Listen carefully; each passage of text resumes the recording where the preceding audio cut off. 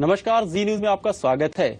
मैं एहसान अब्बास और मेरे सहयोगी रौनक कुकड़े इस वक्त महाराष्ट्र चुनाव पर चर्चा कर रहे हैं। महाराष्ट्र एमएनएस सुप्रीमो राज साहब ठाकरे से विधानसभा चुनाव में नजर ये आ रहा है कि राज साहब ठाकरे थोड़े शिवसेना को लेकर नर्म है। बात नरम की नहीं है और बात कठिन की नहीं है। जो इश्यूज मेरे सामने आते हैं मैं उसके ऊपर प्रचार कर रहा हूं। और शिवसेना की बात आती है तो मेरी पहली जो रैली हुई थी कांदिवली में, उस वक्त मैंने बात की थी कि अगर अलायंस आपको तोड़ना ही है तो पूरा तोड़ दो। स्वाभिमान की अगर बात है तो फिर केंद्र में आपका मंत्री क्यों बैठा है और यहाँ पे मुंबई में महानगर पालिका में आपकी अलायंस क्यों है? ये सवाल मैंने पूछे थे, तब भी पूछे थे, कल की मेरी रैली में भी मैंने सवाल उठाए थे। नहीं, लेकिन 2009 में जिस तरीके से देखा गया था, लोकसभा के पहले जिस तरह देखा गया था कि लगातार शिवसेना पर आपके हमले जो थे वो तेज थे, इस बार रुख में थोड़ी नरमी दिखाई दे रही है। क्या लोकसभा में आपने उनके खिलाफ जो कैंडिडेट खड़े किए और बीजेपी मैं ऐसी कोई बात तय करके मैं कैंपेन नहीं करता। शायद आपको न्यूज नहीं मिल रही होगी, इसलिए आप मुझे पूछते होंगे कि भाई जो आपको जो माहौल चाहिए वो मिल नहीं रहा है। कि अगर दो भाई अगर उनके बीच में अगर झगड़ा शुरू हो जाए, दोनों अगर ये सारी चीजें करे तो बहुत बार लोगों को अच्छा लगता है। हर एक इलेक्शन का एक मकसद होता है, हर एक इलेक्शन का एक एजेंडा होता है। मुझे लगता है कि इस बार मैं जो एजेंडा लेके आया हूं वो महाराष्ट्र की विकास का है, जिसके ऊपर मेरी ब्लूप्रिंट हमारी पार्टी ने महाराष्ट्र के सामने रखी है। और सारी पार्टियां अगर एक दूसरे के बीच में अगर झगड़े कर रही हैं, गालियां दे रही हैं, तो मुझे लगता है कि मैं महाराष्ट्र के सामने जो महाराष्ट्र का भविष्य है वो मैं महाराष्ट्र के सामने रखूं, जिसके ऊपर हम लोगों ने काम किया हुआ है। तो बस वही रख रहा हूं। नरेंद्र मोदी को लेकर आप पहले आप उनको काफी पसंद करते थे, आज भी काफी प्रशंसा करते थे, लेकिन अभी जिस तरीके से देख रहे हैं नरेंद्र मोदी पर आपके हमले जो है वो लगातार तेज है। क्या आपको नरेंद्र मोदी 2-4 महीने में कुछ अलग नजर आने लगे? नहीं, मैंने अपेक्षा की थी जब गुजरात के मुख्यमंत्री थे तब ये सारी बातें ठीक थी। जब इस देश के प्रधानमंत्री जब आप बने हैं तो आपके सामने इस देश का हर एक राज्य समान होना चाहिए। ये सारे आपके बच्चे हैं। आप ऐसे नहीं बोल सकते कि मैं इस राज्य को इसके आगे लेके जाऊंगा। ये प्रधानमंत्री की भाषा नहीं हो सकती।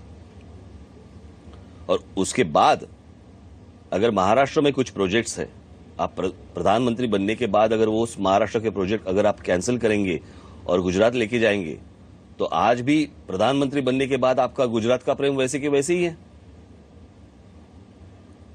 उन्होंने बिठाई हुई वो आनंदीबेन जो मुख्यमंत्री है वहां की, वो यहाँ पे मुंबई में आती है और यहाँ के जो बिजनेसमैन कम्युनिटी जो है उनको कहती है कि यहाँ पे रखा क्या है महाराष्ट्र में, मुंबई में, आप गुजरात चलिए।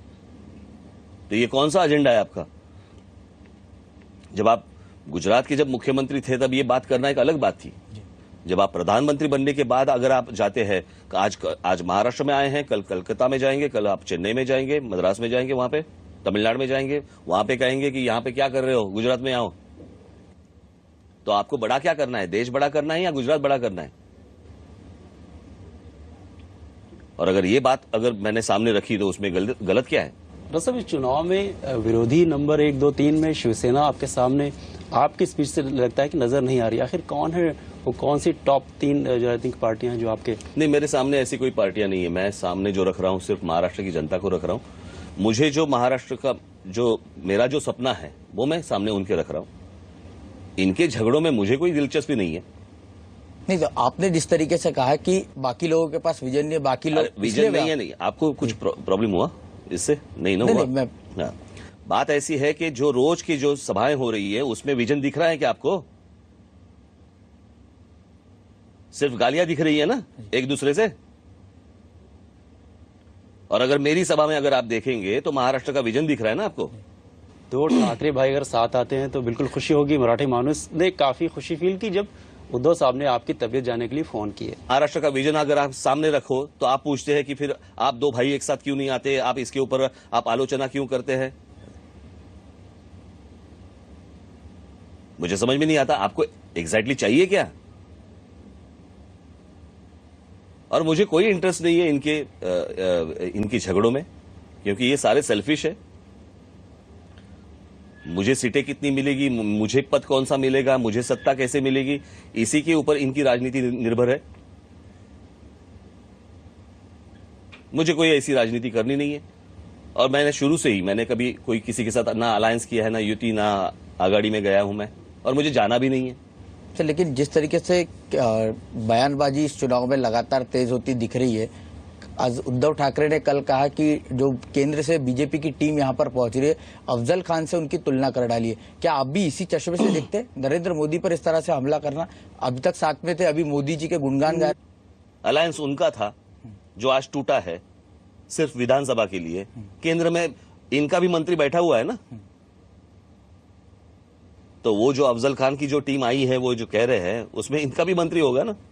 राज साहब, अलायंस टूटा है, क्या चचेरे भाई को अगर कुछ कमोबेश सीटें आई तो क्या राज साहब ठाकरे उन्हें? मैं इफ एंड बट मैं कोई चीजों का आंसर देता नहीं, इसके पहले भी नहीं देता था, अभी भी नहीं दूंगा। अप्रोक्सीमेटली कितनी सीटों की उम्मीद है एमएनएस जो इस बार इसको? देखिए, इस बार जो महाराष्ट्र में जो पॉलिटिकल खिचड़ी बनी हुई है ना, आप बता सकते हैं ना, मुझे लगता है भगवान बता सकता है।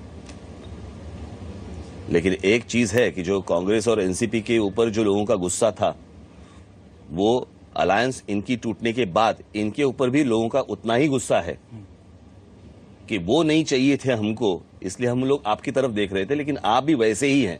सवाल ये कि आपकी जो पब्लिक रैलियां हो रही है उसमें आप लगातार ये मुद्दा उठाते हैं कि नरेंद्र मोदी जो प्रधानमंत्री है उनको इतनी सभाएं महाराष्ट्र में लेने की क्या जरूरत है?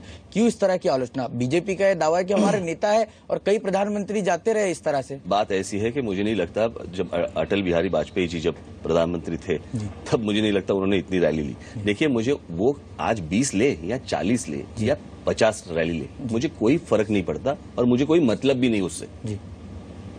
इससे सिर्फ यही दिखता है कि महाराष्ट्र की लीडरशिप बीजेपी की जो है वो वोट नहीं ला सकते, वो खड़े नहीं हो सकते जिनको देख के लोग उनको वोट करें, इसलिए वापस उनको नरेंद्र मोदी लगते हैं। बराबर? इस देश की डोर अगर नरेंद्र मोदी जी के अगर हाथ में दी है तो वो देश की तरफ कब देखेंगे और इनके लिए प्रचार करते वक्त कितना समय बिताएंगे? आज हमारे हिंदुस्तान पाकिस्तान के बॉर्डर पे हमले हो रहे हैं,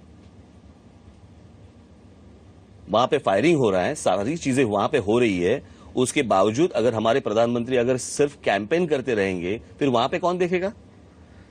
जब भारतीय जनता पार्टी की जब सरकार आई थी तब मुझे लगता है नितिन गडकरी जी ने एक इंटरव्यू दिया था, याद है आपको? या अभी कांग्रेस की सरकार नहीं रही, अभी हमारी सरकार है, अगर इस तरह से अगर पाकिस्तान कुछ करे तो हम लोग बराबर से जवाब देंगे। चलो अभी दो जवाब। कि वहां पे ये सारी चीजें चल रही है, देश में इतने सारे प्रॉब्लम्स है और हमारे प्रधानमंत्री पार्टी के कैंपेन में जुटे हुए। अभी वो अमेरिका में थे, अमेरिका से आए कैंपेन में लगे हुए, सुबह जाते हैं हरियाणा में जाते हैं, फिर महाराष्ट्र में आते हैं। उनका अगर समय है, कल और किसी राज्य में इलेक्शन होंगे, वापस वो वहां पे जाएंगे कैंपेन के लिए, तो वो कैंपेन कब करेंगे और देश कब चलाएंगे? अगर मान लीजिए कि बीजेपी को काफी ज्यादा अच्छी नंबर्स आते, काफी उनके उम्मीदवार जीत के आते और अगर नितिन गडकरी महाराष्ट्र की कमान संभालते हैं तो क्या राज ठाकरे नितिन गडकरी को सपोर्ट करने के लिए आगे आएंगे? क्योंकि विजनरी आदमी है। मुझे नहीं लगता बीजेपी की ऐसी स्थिति आएगी। मेरा ये सवाल है कि नितिन गडकरी विजनरी आपने कई बार कहा है, नितिन अगर गडकरी का फेस सामने अगर हाँ, इसी को जवाब नहीं देता मैं। ओके।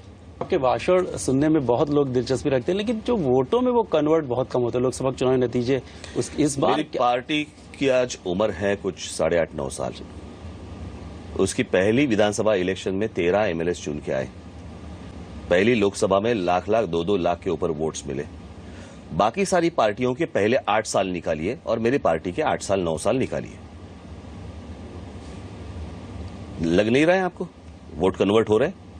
जी, लेकिन पिछले लोकसभा चुनाव में वो नतीजे आपके फेवर में नहीं रहे। इसलिए ठीक है, एक आध इलेक्शन ऐसे हो जाती है, इसका मतलब थोड़ी बार बार ऐसे होता है। मोदी वेव के जरिए हुआ। बिल्कुल। तो क्या अब भी मोदी वेव चल रही है महाराष्ट्र? मुझे नहीं लग रहा है। किसकी वेव चल रही है? किसकी वेव चल रही है? आपको क्या लगता है? हमें तो सभी पार्टियों मुझे नहीं लग रहा है, मुझे कुछ समझ में नहीं आ रहा। आप बाहर घूम रहे, आप सभाएं कर रहे, मुझे लगता है कि महाराष्ट्र में डेवलपमेंट होनी चाहिए इसकी सिर्फ वेव चल रही है, लोगों के दिमाग में सिर्फ इतनी बातें हैं। क्या महाराष्ट्र में राज ठाकरे वेव चल रही है, आपको लग रहा है? नहीं, ये तो नतीजे जो हैं वो दिखाई देंगे। राज साहब, इन दिनों बिग बी अमिताभ साहब के साथ नजर आते हैं। आपकी पार्टी के उत्तर भारतीय कुछ चेहरे भी चुनावी अखाड़े में उतरे हुए हैं। क्या नरमी है ये राज साहब के बर्ताव? जो भी आज महाराष्ट्र में रहते हैं, जो नॉन मराठी है, जो इतने सालों से रह रहे हैं, जिनकी जो मराठी बोल सकते हैं, मैं उनको मराठी ही मानता हूं। वो मराठी ही है, महाराष्ट्रियंस हैं, और ये भूमिका मैं पहले से ही मैं लोगों के सामने रखा हूं। तो महाराष्ट्र में राज साहब ठाकरे की सरकार आती है तो उत्तर भारतीयों को मुंबई में कोई किसी तरह का डर का एहसास की जरूरत नहीं है। ठीक से रहना, यहां पे किसी की दादागिरी नहीं चलेगी।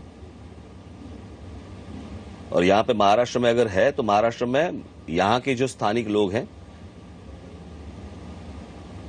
पहले काम उनके हाथ को मिलेगा।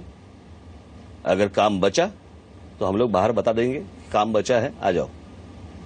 लेकिन यहां के लोगों के हाथ को काम नहीं, और बाहर से लोग आते जाएंगे और यहां का रोजगार अगर लेते जाएंगे, बिल्कुल नहीं होगा। मैं करने ही नहीं दूंगा। विश्वास रखने लायक भारतीय जनता पार्टी नहीं है? भारतीय जनता पार्टी तो कभी भी नहीं थी। इसलिए मैंने जब सपोर्ट किया था वो नरेंद्र मोदी जी को सपोर्ट किया था। मैंने तब भी कहा था मैं नरेंद्र मोदी जी को सपोर्ट कर रहा हूं प्रधानमंत्री के लिए, भारतीय जनता पार्टी को नहीं सपोर्ट कर रहा हूं। लेकिन सब भारतीय जनता पार्टी में कुछ नेता हैं जो वरिष्ठ नेता हैं, जो अच्छे हैं। सब जो गठबंधन टूटा शिवसेना और बीजेपी का, क्या नाइंसाफी की बीजेपी ने? आपको लगा क्योंकि जब गठबंधन, आप उनको पूछिए। नहीं, जब ये गठबंधन बना उस वक्त आप थे, इसलिए मैं पूछ रहा हूँ आपसे। वो आप उनको पूछिए, मैं कैसे जवाब दूंगा? उद्धव साहब ठाकरे अलग थलग पड़े हुए हैं, बीजेपी मुझे नहीं इसके ऊपर बात करनी है जी। क्या आपको लगता है बाला साहेब ठाकरे होते? नहीं, मुझे तो बात नहीं करनी इसके ऊपर, इन विषयों के ऊपर मुझे बात नहीं करनी, क्योंकि उधर से कहा जा रहा है पीठ में खंजीर डाल दी गई। मैंने धोखेबाजी एक बार कहा मुझे बात नहीं करनी है, तो उसके आगे आप सवाल मत पूछिए। मुझे नहीं बात करनी इस विषय के ऊपर। यानी आपको मैं दुख हुआ अलग है? चीज देख रहा हूं इस इलेक्शन के लिए। मेरा रास्ता अलग है, मेरी सोच अलग है। मुझे इन सारी चीजों में मुझे नहीं जाना है। मोहन भागवत का भाषण डीडी चैनल पर दिखाया गया, दूरदर्शन पर, उसकी काफी आलोचना हुई। आप कैसे देखते हैं? क्या ये दिखाना ठीक है या गलत है? नहीं, मुझे लगता है कि आलोचना की कोई बात है नहीं इसमें। अभी इस देश में इतने सारे चैनल्स हैं, उसमें एक दूरदर्शन भी है, भले वो सरकार का हो या किसी का भी हो, लेकिन उस दूरदर्शन को लेके भी उनको जो बाकी सारी चैनल्स है उनके जैसे उनको काम करना चाहिए। अभी ऐसे नहीं है कि वो सिर्फ सरकार का हो, उनको भी प्रोफेशनली काम करना चाहिए। अगर बाकी सारे चैनल्स अगर लाइव दिखा सकते हैं तो दूरदर्शन क्यों नहीं दिखा सकता? राज साहब ठाकरे महाराष्ट्र को स्वायत्तता चाह रहे हैं केंद्र से अलग। आखिर ऐसी मांगे और भी राज्य उठाएंगे तो कैसे सामंजस्य होगा? मैं चाहता हूं कि और बाकी सारे राज्य ये मांग करे। इसका मैंने स्वतंत्रता नहीं मांगी है, मैंने स्वायत्तता मांगी है। और स्वायत्तता इसलिए है क्योंकि बहुत बार केंद्र में हमारे जो प्रश्न होते हैं वो अटक जाते हैं। ऐसी सारी चीजों में हमें स्वायत्तता चाहिए, और इस मेरी मांग के लिए मैं इस देश के जितने भी राज्य हैं, उसके जो राज्य के प्रमुख हैं, उनको मैं खत लिख रहा हूं।